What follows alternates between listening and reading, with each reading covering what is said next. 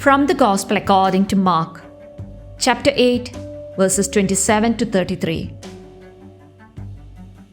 Jesus and his disciples set out for the villages of Caesarea Philippi. Along the way, he asked his disciples, "Who do people say that I am?" They said in reply, "John the Baptist, others Elijah, still others one of the prophets."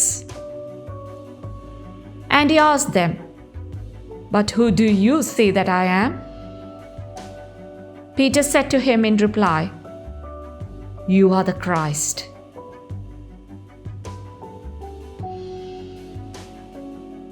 Then he warned them not to tell anyone about him.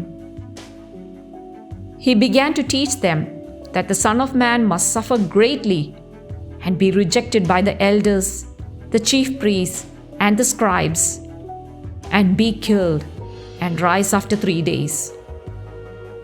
He spoke this openly.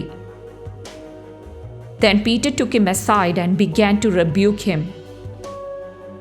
At this, he turned around and, looking at his disciples, rebuked Peter and said, "Get behind me, Satan. You are thinking not as God does, but as human beings do."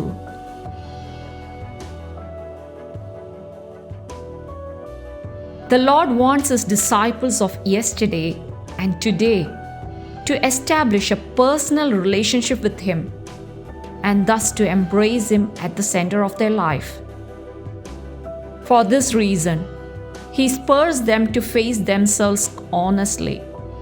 And he asks, "But who do you say that I am?"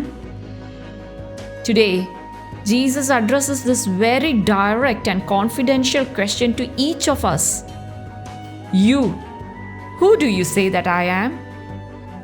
All of you, who do you say that I am? Who am I for you?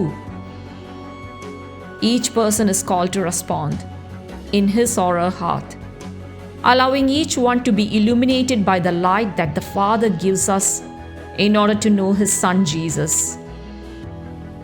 And it can also happen to us, as it did to Peter, that we passionately affirm, "You are the Christ." However, when Jesus tells us clearly what he told the disciples, that is, that his mission is fulfilled not on the wide road to success, but on the arduous path of the suffering, humiliated, rejected, and crucified servant, then it can also happen that we, like Peter, might protest and rebel because this contrasts with our expectations, with worldly expectations. In those moments, we too deserve Jesus' healthy rebuke. "Get behind me, Satan, for you are not on the side of road, but of men."